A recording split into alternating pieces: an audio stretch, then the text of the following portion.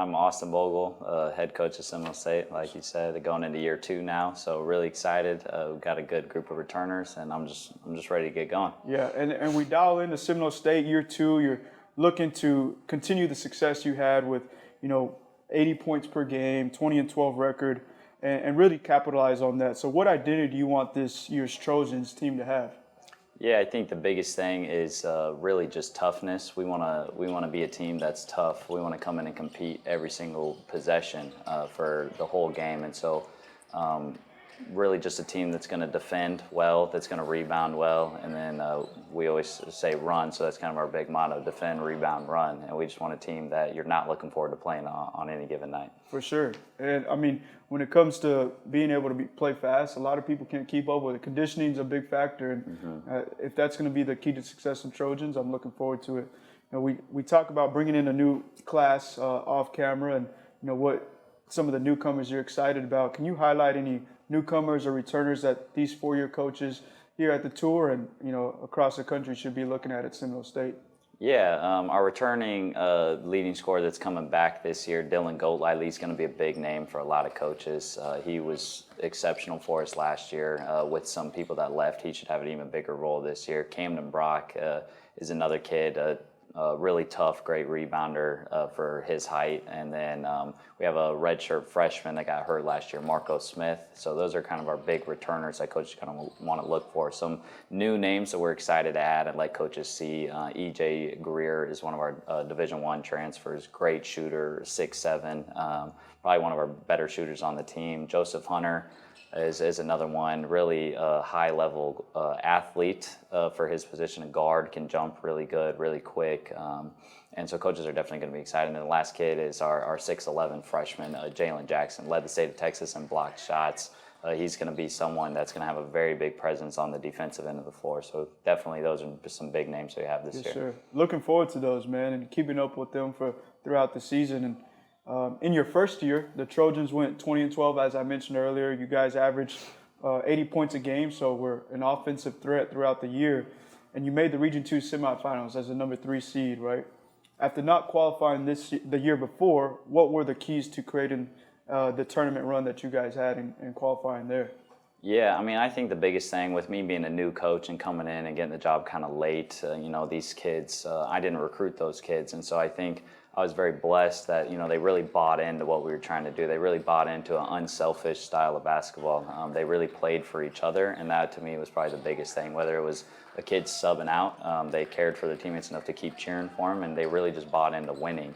And so that's what we want. We want kids that compete and that really care about winning more than themselves. For sure, and you emphasize building a culture of toughness and unity, more than themselves, and accountability. What does that look like day to day in practicing games?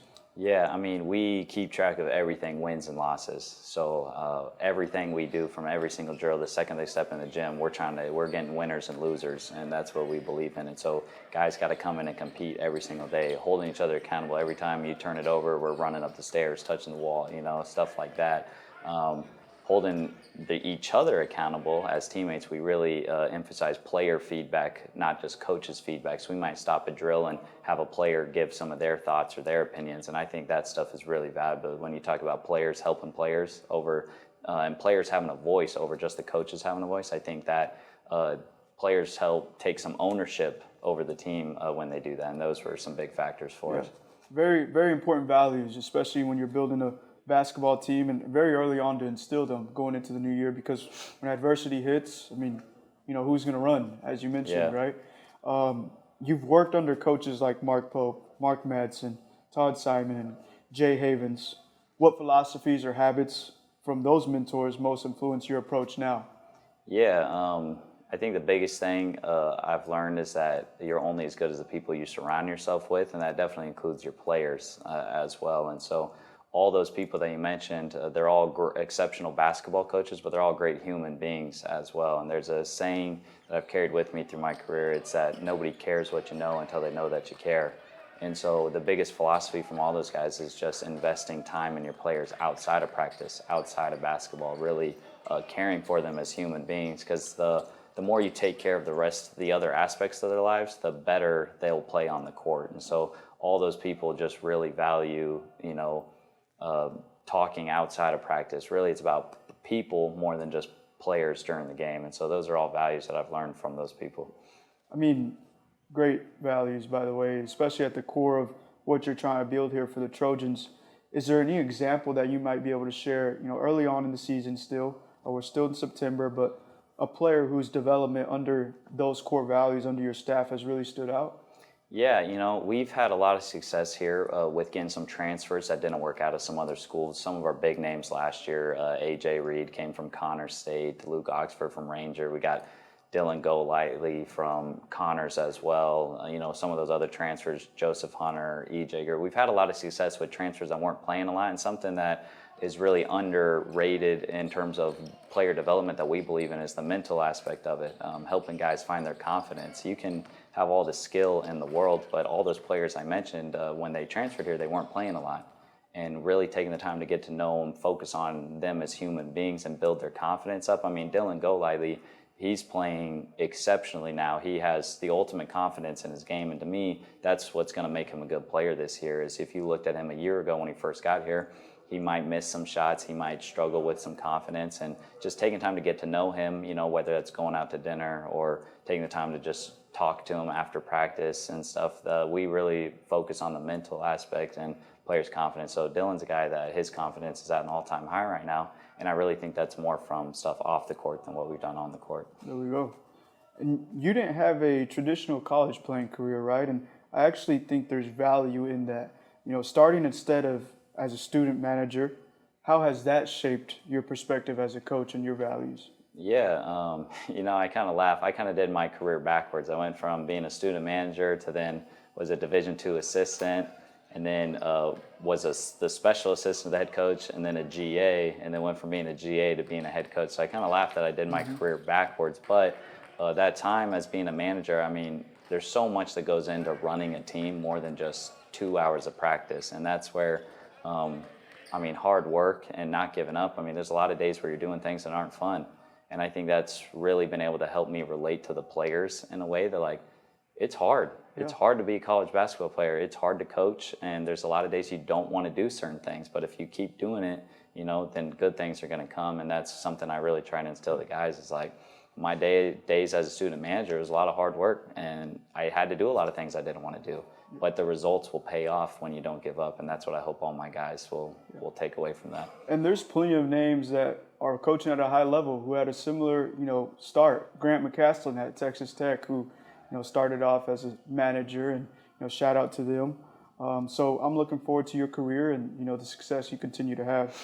What excites you as we move into Revocruit about having a platform like Revocruit to spotlight Seminole State and their players, and how easy it is for these guys at the 4-year level here today on the tour, and those following us, our media channels, to keep up with your players throughout the season? Yeah, I mean, the thing that excites me the most is honestly Revocruit's at the forefront of really college basketball at this point. I mean, every coach will tell you recruiting's the number one important thing about their team, and people are paying a ton of money for these recruiting services, but I don't know if they get that much out of them. And so I think Revocruit really gives a lot of power to the coaches that, it's a service that makes it so easy. I know myself this past year just going through and texting hundreds of kids, out of the portal, high school kids and stuff. And so I can only imagine what 4-year coaches are doing, being able to recruit our guys, just getting the publicity and their names out, just the simplicity and how easy it is. It's got to be one of the best upcoming things right now in college basketball. Yes, sir. Thank you for the wise words. And, as we think about, as a parent, as a player, as a 4-year coach, the phrase Austin Bogle at Seminole State and the leaders that he's created underneath him, what should they think? What should come to mind when they think of that phrase? I really just hope people, realize that we want to do things the right way. If we want to win with class, lose with class, we just want to be all around good people. We want to win games, but ultimately we believe in the process and just being good people. We want to be that team that, cleans up our trash afterwards. We believe how you do anything is how you do everything. So we just want to be all around good people, and we believe that will lead us to winning a lot of games as well. So that's what I hope. Yes, when people hear Austin Bogle and Seminole State, they'll just they'll think of people who are trying to do it the right way. Yes, sir. Well, Coach, it's been an honor here. Great setup that we have here at Seminole State. For those watching, Seminole State's an outlet to produce players to the next level, and we're looking forward to seeing that this year. So, Coach, thanks again. Yeah, thank you.